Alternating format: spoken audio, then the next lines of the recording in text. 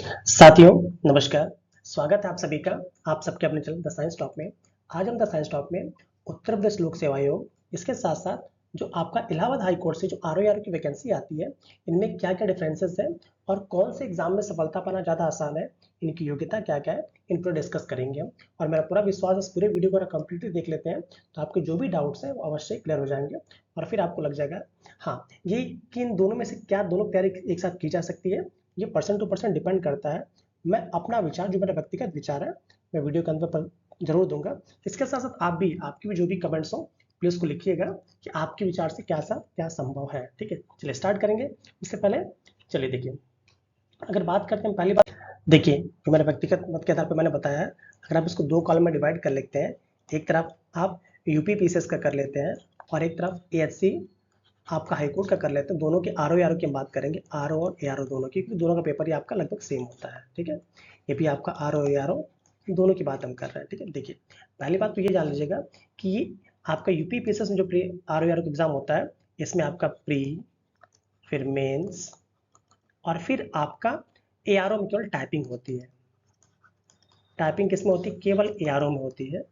इसको आप याद रखेंगे। सबका सिलेबस लगभग पड़ा हुआ है मेरे चैनल पे, उसको आप देख सकते हैं। ठीक है, प्री, पहले आप प्री क्वालिफाई करेंगे, फिर आप मेंस क्वालिफाई करेंगे, फिर आप टाइपिंग देंगे। वो भी केवल एआरओ के लिए, आरओ के लिए कोई टाइपिंग नहीं होती है। जबकि अगर आप हाईकोर्ट के आरओ की बात करें तो इसमें एक सिंगल एग्जाम होता है जो कि आपका ऑब्जेक्टिव टाइप का होता है। सिंगल एग्जाम आपका ऑब्जेक्टिव टाइप का होगा। उसके बाद केवल टाइपिंग आपकी होती है। टाइपिंग आपकी सेम डे भी हो सकती है और अगर हो सकता है तो बाद में भी हो सकती है। ठीक है, मैं फिर से रिपीट कर रहा हूँ, इसमें एक ऑब्जेक्टिव एग्जाम होता है और सीधे टाइपिंग होती है। ठीक है, और फिर आपके मार्क्स जो होते हैं उसके अकॉर्डिंग फिर आपका नौकरी आपको मिल जाती है। बट यहाँ पे पहले आप प्री देंगे, फिर मेंस देंगे और जो एआरओ वाले बच्चे होंगे वो टाइपिंग देंगे। हाँ, यहाँ पे टाइपिंग जो होती है वो केवल हिंदी में होती है, मतलब हिंदी में दोनों में होती है, बट हिंदी यहाँ मैंडेटरी है। और यहाँ पे अब दोनों फॉन्ट मिलने स्टार्ट हो गए, कुर्ती देव भी और मंगल स्क्रिप्ट भी। ठीक है, बट यहाँ पे जो टाइपिंग होती है हाई कोर्ट में वो केवल इंग्लिश की होती है। अगर आप कंफ्यूज हो फिर से एक बार वीडियो को सुनिए, इसमें केवल टाइपिंग इंग्लिश की होती है और इसमें जो एआरओ वाले हैं उनकी टाइपिंग जो होती है वो आपकी हिंदी में होती है। ठीक है, दूसरी बात आप ये देखेंगे कि इसमें प्री मेंस और टाइपिंग तीन चरण है। यहाँ पे केवल एक ही आपका ऑब्जेक्टिव पेपर है, फिर उसका टाइपिंग हो जाती है, क्लियर हो जाता है। इसमें जो मेंस होता है वो आपका डिस्क्रिप्टिव होता है। इसमें मेंस आपका डिस्क्रिप्टिव होता है, तो आप समझ सकते हैं कि आपको निबंध के पेपर लिखने होंगे, आपको हिंदी के पेपर लिखने होंगे, जिसमें आपका हिंदी के पेपर में भी आपका एक ऑब्जेक्टिव होता है, फिर आपका एक निबंध वाला, फिर पत्र वाला, मतलब तीन पेपर देना पड़ेंगे। और यहाँ आप देख सकते हैं सिंगल आपने टाइपिंग दिया, एक ऑब्जेक्टिव पेपर दिया, आपका सफल हो जाता है। इसके प्री में आपकी नेगेटिव मार्किंग भी होती है, बल्कि इसके प्री में या मेंस तो होता ही नहीं, प्री में कोई भी आपकी नेगेटिव मार्किंग नहीं होती है। तो यहाँ तक अपने आप को समझ गए होंगे। जो वनडे वाले एग्जाम वाले हैं, जो सीधे वनडे देते हैं, जैसे एसएससीजीएल वगैरह हो गया या यूपीटर प्लस की जो एग्जाम देते हैं, उनके लिए तो बहुत बेस्ट है ये। ठीक है, और जो यूपी पीसीएस के अक्सर पेपर दे रहे हैं उनके लिए ज़्यादा बेस्ट है मेरे अकॉर्डिंग। आगे देखते हैं, आपको और भी बातें समझ आती रहेंगी धीरे धीरे। ठीक है, चलिए अगर योग्यता की बात कर लेते हैं, वीडियो थोड़ा लंबा होगा, घबराइएगा नहीं। ठीक है, तो इन दोनों की योग्यता की बात करते हैं, तो योग्यता दोनों लगभग समान है, योग्यता में बहुत ज़्यादा अंतर नहीं है। यहाँ पे देखिए आरओ की बात मैं कर रहा हूँ, ये एआरओ की बात कर रहा हूँ, ये आपका यूपी पीसीएस का है और ये आपका इलाहाबाद हाई कोर्ट का है। ठीक है, इसमें आरओ और एआरओ, आरओ और एआरओ दोनों की बात कर रहा हूँ। देखिए पहली बात तो याद रखिएगा कि इन दोनों में डिफरेंस क्या है। तो देखिए इसमें जो आपका आरओ होता है, इसमें आपको ग्रेजुएट चाहिए आपको। ठीक है, क्या चाहिए आपको? ग्रेजुएट चाहिए। किसी भी स्ट्रीम से हो, आपने उर्दू में किया हो, हिंदी में किया हो, इंग्लिश में किया हो, किसी भी सब्जेक्ट से आपका केवल ग्रेजुएट होना चाहिए आरओ के लिए। ठीक है, एआरओ की बात करते हैं, तो आप केवल ग्रेजुएट हो, आप कंप्यूटर साइंस से हो, किसी भी सब्जेक्ट से हो, अगर आप केवल ग्रेजुएट हैं तो आप इसके लिए एलिजिबल हैं। प्लस आपको ओ लेवल, इसमें एआरओ हाई कोर्ट नहीं बात कर रहा हूँ, मैं यूपी पीसीएस की बात कर रहा हूँ। यूपी पीसीएस में जो आपका एआरओ होता है उसमें ओ लेवल मांगता है। या इस बार ओ लेवल के समकक्ष की बातें हो रही हैं, बट आप ओ लेवल भी मान के चलिए, बहुत सी डिग्रीज को इसमें अलाउड किया जाएगा। हो सकता है कि बीटेक कंप्यूटर साइंस को भी अलाउ किया जाए, बहुत सी डिग्री बीसीए वाले को भी अलाउ कर दिया जाए, एमसीए को भी अलाउ किया जा सकता है। तो इसमें चेंजेस हो रहा है और जैसे ही चेंजेस हो गए इसी मंथ में इसका आपको रिपोर्ट मिल जाएगी।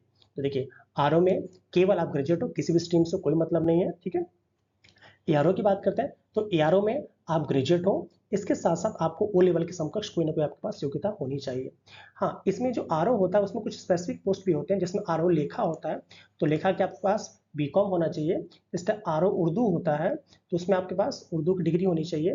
फिर आरओ हिंदी होता है उसके लिए आपके पास हिंदी की डिग्री होनी चाहिए। बट एक जनरल जो आरओ होता है, सिंपल आरओ, सामान्य आरओ की बात कर रहा हूँ, उसके लिए आपको केवल ही किसी भी सब्जेक्ट से आपको ग्रेजुएट होना चाहिए। आरओ की बात हो गई। और ए आर ओ की बात होगी। आर ओ में भी सेम है कि आपका ग्रेजुएट हो प्लस वो लेवल हो, तो आप ए आर ओ के लिए भी कंप्लीट कर जाएंगे। ठीक है। इसके साथ साथ इसमें ए आर ओ में आपको टाइपिंग आनी चाहिए, और टाइपिंग भी किसमें, आपको हिंदी में आनी चाहिए। हिंदी में अभी दोनों फॉन्ट दे रखे हैं, तो आप इसको अच्छी तरह समझ जाएंगे। अब आप बात करते हैं हाई कोर्ट की। तो हाई कोर्ट और आर ओ आर ओ के दोनों की ही आपकी योग्यता बिल्कुल सेम है, कोई अंतर नहीं है। इसमें पहले आप ग्रेजुएट हो और प्लस आपके पास ट्रिपल सी हो, आपके पास ट्रिपल सी हो, या आपने ओ लेवल कर रखा हो, या आपने बी सी ए, मतलब आप समझ सकते हैं बी सी ए, या फिर आपने बीटेक वगैरह जो कंप्यूटर से रिलेटेड डिग्री है, अगर आपने कर रखा हो। मैं नोटिफिकेशन अकॉर्डिंग बात कर रहा हूँ, और भी डिग्रीज को अलाउ करता है, डोंट नो अबाउट इट। ठीक है। तो ये आपके पास होना चाहिए। और इसके साथ साथ आपको इंग्लिश की टाइपिंग, आपको इंग्लिश की टाइपिंग 25 वर्ड की आपको आनी ही चाहिए। इंग्लिश की फॉन्ट नहीं होता, आपको पता ही होगा। इंग्लिश में आपको 25 वर्ड की टाइपिंग स्पीड आपकी होनी चाहिए। आप ग्रेजुएट हो और आपके पास ट्रिपल सी हो, या ओ लेवल हो, या बी सी हो, एम सी हो, बीटेक वगैरह हो, तो कोई उसमें दिक्कत नहीं है। योग्यता की बात हो गई, तो आप देख लीजिएगा किसकी आपकी योग्यता सही है। मुझे लगता है कि मैक्सिमम लोग के पास योग्यता होगी। ये थोड़ा ओ लेवल में दिक्कत करेगा, वरना ये आर ओ की योग्यता यहाँ पे सबके पास होगी, और यहाँ पे भी योग्यता भी सबके पास होगी। अब हम देख लेते हैं इसमें कि इन दोनों के एग्जाम पैटर्न में क्या अंतर है। एग्जाम पैटर्न पहले मैंने बता दिया है कि जो आपका यूपी पीसीएस है, यूपी पीसीएस आपका प्री होगा, फिर आपका मेंस होगा। ठीक है। और जो इलाहाबाद हाई कोर्ट की बात हो रही है, तो केवल यहाँ पे ऑनलाइन एग्जामिनेशन होगा। ऑनलाइन एग्जामिनेशन होगा जो कि आपका ऑब्जेक्टिव होता है, और प्लस टाइपिंग हो जाएगी। यहाँ पे आपका प्री होगा, फिर मेंस होगा, जिसमें फिर से मैं रिपीट कर रहा हूँ। जो प्री होता है वो ऑब्जेक्टिव होता है, जिसमें 1/3 की नेगेटिव मार्किंग होती है, और प्री में भी 2 पेपर आपके होते हैं। आप देख लेंगे, आपको पता लग जाएगा। मेंस में फिर आपके अलग अलग पेपर होते हैं, जिसमें आपको डिस्क्रिप्टिव निबंध लिखने होंगे, कुछ पत्र लेखन के पेपर आएंगे, हिंदी के पेपर आएगा। ठीक है। और फिर एक ऑब्जेक्टिव पेपर आपका फिर प्री के रिलेटेड ही होगा। तो आप इसको भी देख लीजिए, तो आप समझ सकते हैं कि क्या आपको करना है, किसकी तरह आपको मूव करना है। और आगे आप आगे देखते हैं कि दोनों को सिलेबस को देखिए, जहाँ पे बिल्कुल हमारा सबसे इंपॉर्टेंट टॉपिक सिलेबस है। देखिए सिलेबस को ध्यान से देखने पे देखिए, यहाँ पे आपका दोनों मिला के 200 मार्क्स के होते हैं। जो आपका सचिवालय का आर ओ होता है, ठीक है, सचिवालय की बात मैं कर रहा हूँ, तो इसमें आपके 2 पेपर होते हैं, एक पेपर फर्स्ट होता है, एक पेपर सेकंड होता है। जो पेपर फर्स्ट होता है उसमें आपके 140 क्वेश्चन आते हैं, 140 मार्क्स के, जो 2 घंटे का पूरा पेपर होता है, और इसमें 1/3 की नेगेटिव मार्किंग होती है। इसी तरह जिसका सेकंड पेपर होता है वो 60 मिनट का होता है, जिसमें 60 मिनट का होता है, 60 क्वेश्चन होते हैं, इसमें भी आपके 1/3 की नेगेटिव मार्किंग होती है। ठीक है। तो याद देखिए, मतलब टोटल मिला के ये भी पेपर आपका क्या होता है, 200 मार्क्स का होता है, और 1/3 की नेगेटिव मार्किंग होती है। ठीक है। इसमें सिलेबस को आप देख लेते हैं। तो सामान्य विज्ञान पहले देखिए, फिर मैं सिलेबस समझाता हूँ आपको। ठीक है। अब बात करते हैं एस सी आर ओ की। दोनों के सिलेबस बहुत ही माइन्यूट सा अंतर होता है। ठीक है। यहाँ पे जो आपका जनरल एप्टीट्यूड दिख रहा है, वहाँ पे इंटेलिजेंसी आ जाता है, वरना दोनों का सेम है। इसमें भी देखिए आपके 200 क्वेश्चन आते हैं, जो कि 200 मार्क्स के होते हैं, बट समय यहाँ पे 3 घंटे का होता है। यहाँ 2 घंटे का, दोनों मिला के भले 3 घंटे का है, यहाँ 3 घंटे का आपका पूरा पेपर होता है। यहाँ नो नेगेटिव मार्किंग, यहाँ पे कोई भी नेगेटिव मार्किंग नहीं होती है। और बाद में फिर टाइपिंग कराई जाती है, तो देखिए लिखते हैं 500 वर्ड का टाइपिंग होता है, जो कि आपको 20 मिनट में आपको टाइप करना होता है। ठीक है। तो जो कि इंग्लिश में टाइपिंग होती है। इसमें सिंगल पेपर है, इसमें 2 स्टेज में पेपर है। ये ठीक है, ये आपने देख लिया। अब देखिए इन दोनों का सिलेबस देखिए। सिलेबस देखना बहुत ही आसान है, आप कुछ नहीं, बस देखते रहिए मेरे साथ, आपको मजा आएगा। देखिए सामान्य विज्ञान, जनरल साइंस, भारत का इतिहास, हिस्ट्री ऑफ इंडिया, मतलब देखिए बस हिंदी को इंग्लिश करेगा, बाकी सारा का सेम है। भारतीय राष्ट्रीय आंदोलन, इंडियन नेशनल मूवमेंट, भारतीय राजतंत्र, अर्थव्यवस्था, संस्कृति, Indian polity, economy and culture, सारा का सारा सेम। भारतीय कृषि, वाणिज्य एवं व्यापार, Indian agriculture, commerce and trade, सारा का सेम। जनसंख्या, पर्यावरण एवं नगरीकरण, यहाँ देखिए population, ecology and urbanisation in context of India, मतलब टोटली डिट्टो, बस इंग्लिश का हिंदी किया गया, हिंदी का इंग्लिश किया गया। नेक्स्ट देखिए विश्व भूगोल तथा भारत का भूगोल और प्राकृतिक संसाधन, देखिए world geography, geography and resource of India, सारा सेम। नेक्स्ट देख रहे हैं करंट अफेयर्स, अधुनातन राष्ट्रीय एवं अंतर्राष्ट्रीय महत्व का घटनाक्रम, current national and international important event, ये भी सेम। नेक्स्ट कह रहा है सामान्य बौद्धिक क्षमता, जनरल एप्टीट्यूड, ठीक है, जनरल एप्टीट्यूड और जनरल इंटेलिजेंस भी कह सकते हैं। फिर कह रहे हैं यूपी स्पेशल में आपका उत्तर प्रदेश की शिक्षा, संस्कृति, उद्योग, व्यापार, रहन सहन, ये सब टोटली इंग्लिश की special knowledge regarding education, culture, agriculture, industry, trade, living and social tradition of Uttar Pradesh, ये तो आपका सेम हो गया। ठीक है। अब इसमें एक्स्ट्रा क्या है, तो knowledge of general English and general Hindi of graduate level, graduation level, ठीक है। तो इसमें जो इंग्लिश आती थी जब ऑफलाइन एग्जामिनेशन तो 50 क्वेश्चन देते थे, बट पिछले बार से जो एनटीए ने, पता नहीं एनटीए की महिमा क्या है, एनटीए ने मात्र 13 क्वेश्चन दिए थे इंग्लिश के, ठीक है। किसी के इस पेपर में 12 क्वेश्चन लेते, तो अगर इंग्लिश में 10 या 12 क्वेश्चन है तब तो आपके लिए बल्ले बल्ले है, आपको कोई दिक्कत नहीं, आप आराम से इसको कर लेंगे। बट अगर इंग्लिश पढ़ जाता है तो वही थोड़ी दिक्कत होती है। इसके साथ साथ यहाँ पे एक और एक्स्ट्रा क्या जुड़ा है, एलिमेंट्री नॉलेज ऑफ कंप्यूटर। यहाँ से भी कम से कम आपके 15 से 20 क्वेश्चन आपके कंप्यूटर से आते हैं, जो कि अच्छे लेवल के होते हैं। ट्रिपल से अगर आपने कर रखा है तो आप इसको, इन क्वेश्चन को आराम से कर लेते हैं। मतलब देखिए सारा का सारा सेम है, बस दो ही टॉपिक्स में अंतर है। एक आपका जनरल हिंदी, जनरल हिंदी में यूपी +C का जो जनरल हिंदी, इसमें सारा का सारा सिलेबस, जिसमें आपका मुहावरे, लोकोक्तियाँ, वर्णमाला, सारे के सारे टॉपिक से टच करते हैं। और इंग्लिश भी इनका एसएससी से थोड़ा लो लेवल का होता है, बहुत हैवी लेवल का नहीं होता है, बट आप इसको कह सकते हैं मॉडरेट कह सकते हैं, इसको इजी भी नहीं कह सकते, हार्ड भी नहीं कह सकते, ठीक है।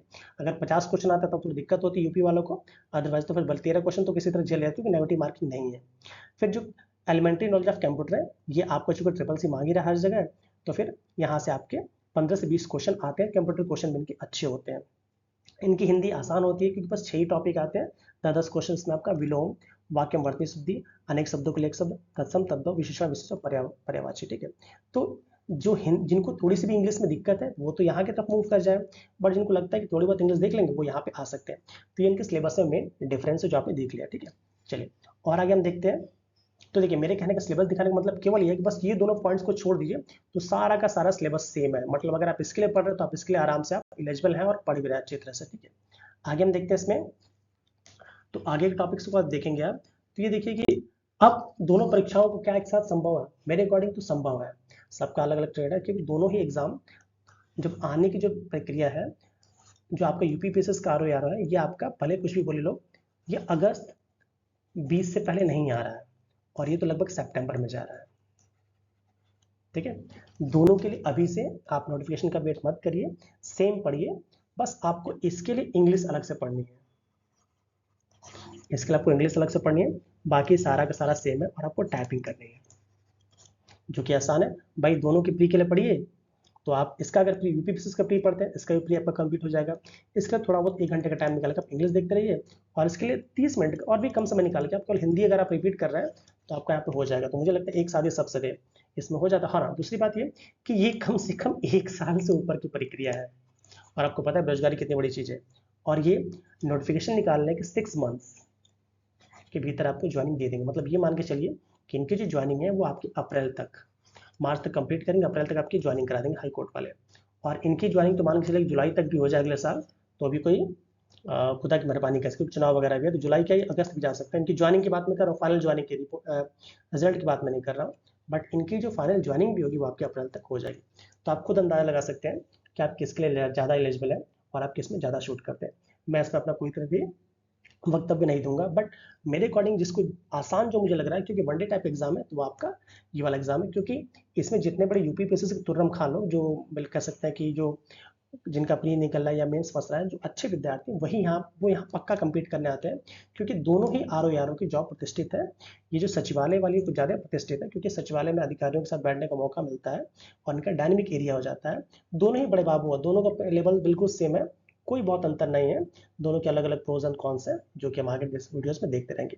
तो मुझे लगता है कि आपको मुझे आपको मेरी बात पक्का समझ में आ गई। फिर भी आपको कोई डाउट है तो अपना खुद देख सकते हैं कि किसके लिए ज़्यादा संभव है, ठीक है। तो मैंने अपना वक्तव्य आपको दे दिया है।